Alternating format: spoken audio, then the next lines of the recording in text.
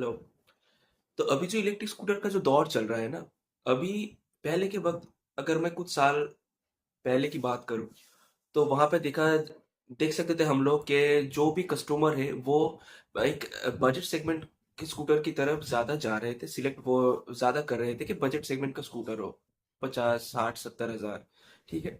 लेकिन अभी अभी अगर देखा जाए, जो कंपनियाँ एक टाइम पे टॉप 10 के अंदर तो हाँ, लेकिन वो रैंक कर रहे थे नंबर 10, नंबर 9, नंबर 8।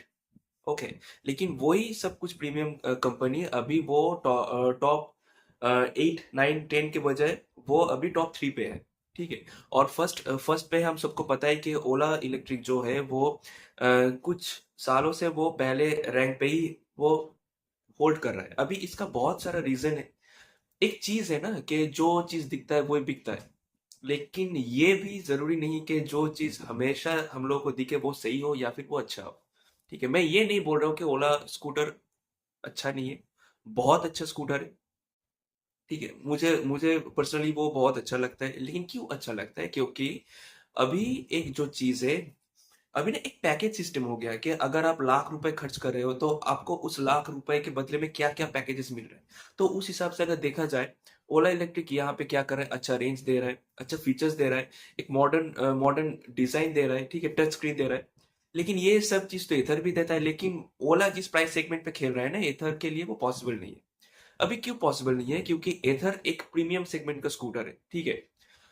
तो अगर आप अपना जो इमेज है वो उसको अगर बरकरार रखना चाहते हो ना, तो आप एक एक स्टेज के नीचे आप नहीं ला पाओगे अपने प्रोडक्ट को, क्योंकि आपको भी पता है कि अगर कंपटीशन में आप टिके रहना चाहते हो तो आपको जो प्राइस ये इंडिया जो है ना, प्राइस सेंसिटिव मार्केट है, ठीक है? लेकिन ये भी ध्यान रखना पड़ेगा कि मेरा ये जो कंपनी है, जो मैं स्कूटर बना रहा हूँ, मैन्युफैक्चर कर रहा हूँ, वो किस हिसाब से कौन से कस्टमर को सेगमेंट के कस्टमर को टारगेट करके मैं कर रहा हूँ, ठीक है? तो अगर मेरा ये मोटिव है कि मैं एक अच्छा प्रीमियम से स्कूटर बनाऊँगा, तो उसके लिए मुझे पता है कि मेरा एक लिमिटेशन है, ठीक है? मैं उससे नीचे अपने स्कूटर को नहीं ला पाऊँगा, क्योंकि वहाँ पे क्वालिटी कंप्रोमाइज़ हो जाएगा, जो एथर बिल्कुल भी नहीं करना चाहता है, ठीक है? लेकिन यहाँ पे ओला क्या कर रहा है? ओला डायरेक्ट मार्केट पकड़ने के लिए और नंबर 1 पे रहने के लिए अभी नंबर 1 पे कैसे रहा जाए? सिर्फ सेल्स को तगड़ा कर दो, ठीक है? स्कूटर का प्राइस कम कर दो, सेल्स को तगड़ा कर दो, लेकिन उससे प्रॉब्लम क्या हो रहा है? जो जो क्वालिटी है ना, उस पे कंप्रोमाइज़ हो रहा है। अभी ओला फिर भी अगर हम लोग देखें कि अभी अगर आप यूट्यूब करोगे ना, वहाँ पे देखोगे कि बहुत सारे कस्टमर आफ्टर सेल सपोर्ट को लेके ओला ओला के स्कूटर पे बिल्कुल भी हैप्पी नहीं है, ठीक है? लेकिन फिर भी ओला नंबर 1 पे होल्ड कर रहा है, क्यों? क्योंकि फर्स्ट जो स्ट्रॉन्ग पॉइंट है ना ओला का, वो है मार्केटिंग स्ट्रैटेजी, बहुत तगड़ा है, बहुत स्ट्रॉन्ग है, ठीक है? अभी सपोज़ मैं एक इलेक्ट्रिक स्कूटर लेने जा रहा हूँ, तो मेरे माइंड में भी वही आएगा, अरे चलो भाई क्यों ना ओला ही ले ले, इतना अच्छा सेल्स दे रहा है। चलो ठीक है, मान लेता हूँ कि बहुत सारे स्कूटर खराब हो, लेकिन इसका मतलब तो ये नहीं कि मेरा मेरा स्कूटर मेरे साथ भी वैसा ही होगा, ठीक है? अभी क्या है, यहाँ पे एक बात आ जाता है कि अभी क्या मैं एक ब्रांडेड स्कूटर लूँ या फिर एक नॉन ब्रांडेड स्कूटर लूँ, ठीक है? देखो, ये एक मिक्स होगा आंसर, ठीक है? ये मैं पूरा अपने एक्सपीरियंस के ऊपर बोल रहा हूँ, ठीक है? तो अभी अगर हम लोग देखने जाएँ कोई भी एक ब्रांडेड स्कूटर तो छोड़ ही दो, अगर आप एक नॉन ब्रांडेड स्कूटर की तरफ भी जाओगे, वो लाख रुपए मिनिमम कॉस्ट करेगा ही करेगा। अगर आप 100 किलोमीटर प्लस रेंज चाहते हो, एक अच्छा बैटरी चाहते हो लिथियम आयन, तो वो लाख रुपए आपको खर्चा करना ही पड़ेगा आपको। तो उस हिसाब से अगर देखा जाए तो हम लोग ये सोचते हैं कि चलो ठीक है, अगर हम लोग लाख रुपए खर्च कर रही है तो क्यों ना एक ब्रांडेड स्कूटर की तरफ चले जाए। तो इसलिए हम लोग क्या करते हैं, ओला के साइट पे ज्यादा जाते हैं, क्योंकि उसका सेल्स भी तगड़ा है, हम लोग को रोड पे इजीली दिख भी जाता है, ठीक है?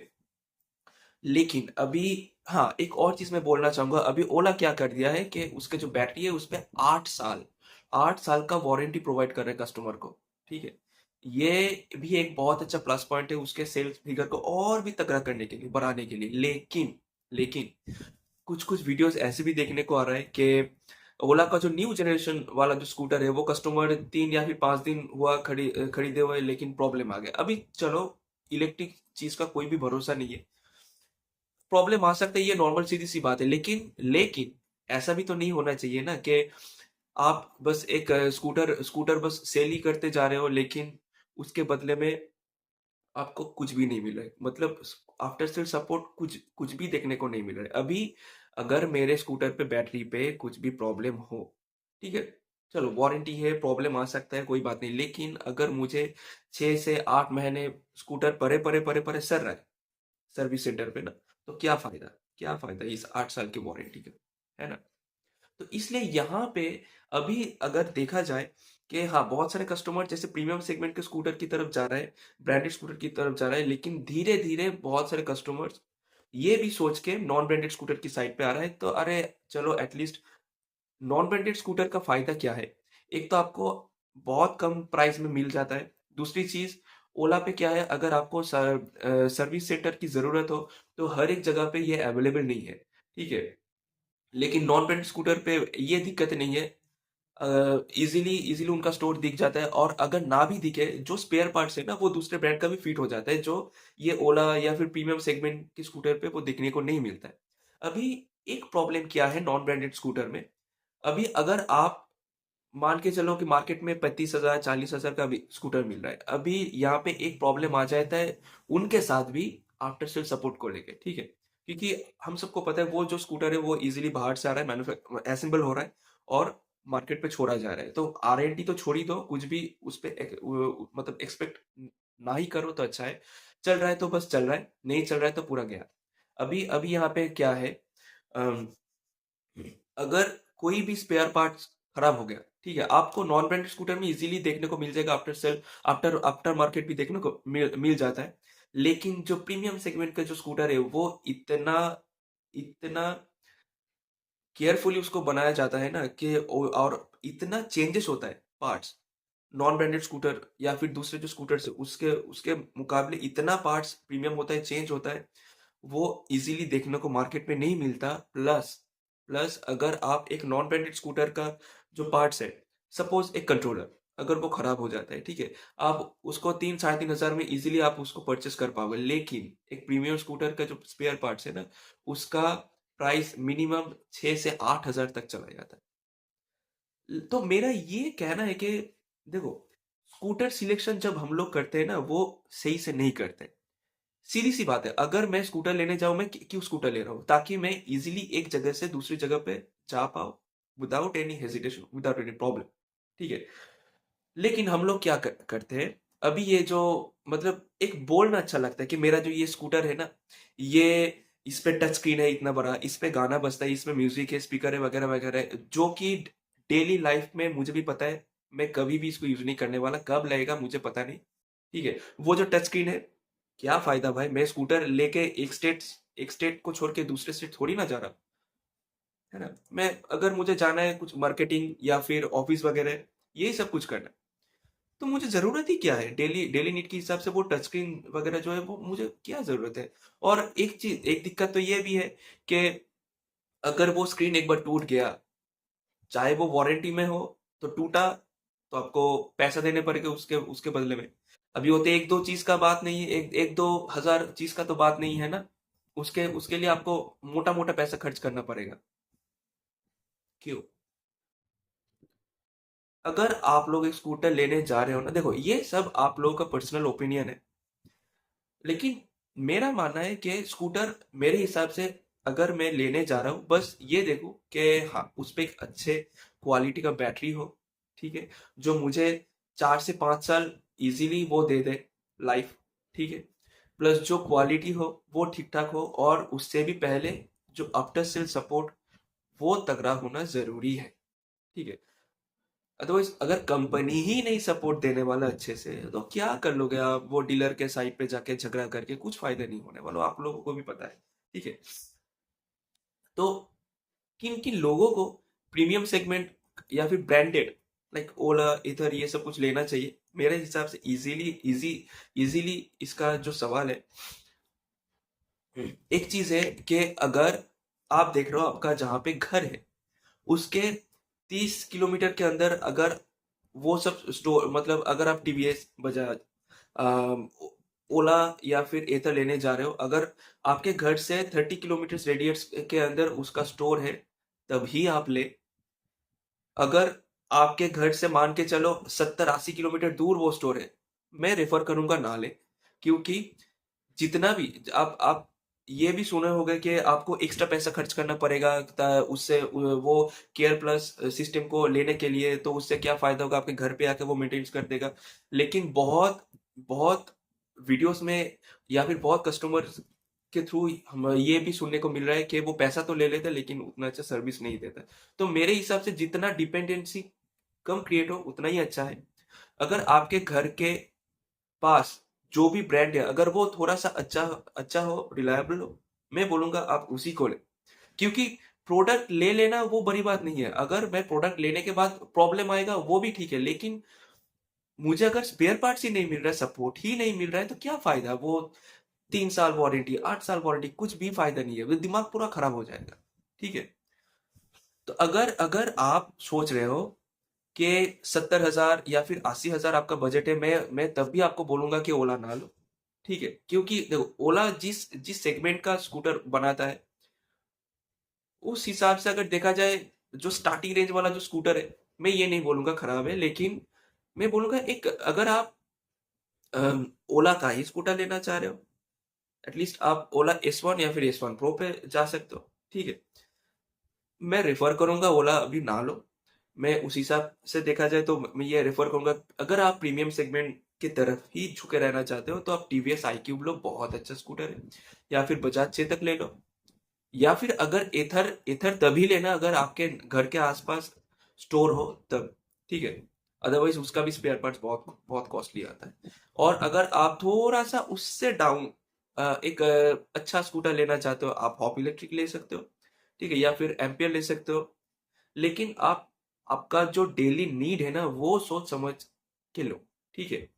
आप अगर स्कूटर लेने जा रहे हो, तो आप जाके फर्स्ट ये जो सवाल जो मैं करता हूँ एज अ कस्टमर, अगर मैं जाता हूँ, तो ये इसका वारंटी क्या है, अच्छे से जान लो कौन से स्पेयर पार्ट्स पे कितना वारंटी है, और इसको मेंटेन करने के लिए मुझे क्या क्या चीज जरूरी है चेकअप करवाना। ठीक है। क्योंकि जो चीज है ना कि वारंटी, हम लोग ये सुन के आ जाते हैं कि चलो ये स्कूटर तो मैंने ले लिया क्योंकि इसमें 3 साल का वारंटी है बैटरी पे। बात यहीं पे खत्म नहीं होता है। 3 साल का वारंटी आपको तब तक मिलेगा जब तक आप, जो शेड्यूल है कंपनी के थ्रू के, आपको इस टाइम पे स्कूटर को आपको सर्विस करवाना ही पड़ेगा, अदरवाइज आपको वारंटी नहीं मिलेगा। कोई भी ब्रांड हो, आपको वारंटी नहीं मिलेगा। ये अच्छे से जान लेगा। ठीक है। प्लस अगर आपका आपका डेली राइड 20 से 30 या फिर 40 किलोमीटर है ना, तो उतना पैसा खर्च करके क्यों प्रीमियम सेगमेंट का स्कूटर ले रहे हो। एक बजट सेगमेंट पे रहो। Max to max 70,000 60,000 enough, enough आपके डेली राइड के लिए, वो 40-50 किलोमीटर घूमने के लिए। उतना ज्यादा पैसा खर्च मत करो। ठीक है। आप अपने डेली नीड को समझे, डेली राइड कितना करोगे, किस पर्पज से आप स्कूटर ले रहे हो, उसको समझो। अगर एक स्कूटर पे 60 या फिर 50 से ऊपर स्पीड मिल रहा है ना, वो काफी काफी है। डेली डेली नीड के हिसाब से बहुत अच्छा है, काफी है। ठीक है। अभी अभी हाँ, अगर आप देख रहे हो कि मुझे डेली 80 किलोमीटर दूर जाना पड़ता है, ठीक है, तब आप जाके एक हाई स्पीड स्कूटर ले सकते हो, लाइक ओला, टीवीएस, ये सब कुछ ले सकते हो। अदरवाइज उतना पैसा खर्च करने की जरूरत नहीं है। ये थोड़ा सा बात आप लोग प्लीज समझ के कोई भी एक स्कूटर लेने जाओ। ठीक है। ये सब कुछ आप सभी के ऊपर है। सबका अलग अलग ओपिनियन है कि मैं प्रीमियम सेगमेंट का स्कूटर ही लूं, एक नॉन ब्रांडेड का स्कूटर ही ले लूं। देखो, कोई भी आपको गारंटी नहीं देगा कि मेरा ये जो स्कूटर है ये ऐसा चलेगा वैसा चलेगा।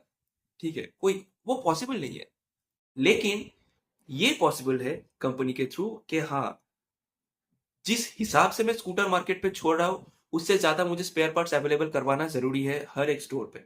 ठीक है। जो मेरे हिसाब से ओला बिल्कुल भी नहीं केयर कर रहा, बिल्कुल भी नहीं कर रहा, बस बोलते ही जा रहा है कि मेरा इतना सारा एक्सपीरियंस सेंटर है, इतना सर्विस सेंटर है, लेकिन स्पेयर पार्ट्स मिलते कहाँ है। एक कंपनी कितना अच्छा है वो डिपेंड करता है कि वो कितना सेल हो रहा है, उससे उससे अलावा मैं बोलूंगा आप उसके सर्विस सेंटर विजिट करो। आप उसके सर्विस सेंटर विजिट करके देखो कि सर्विस सेंटर पे वो उसी कंपनी का स्कूटर कितना ज्यादा पड़ा हुआ है। जितना ज्यादा पड़ा हुआ है उसका सर्विस सेंटर उतना ज्यादा बेकार है।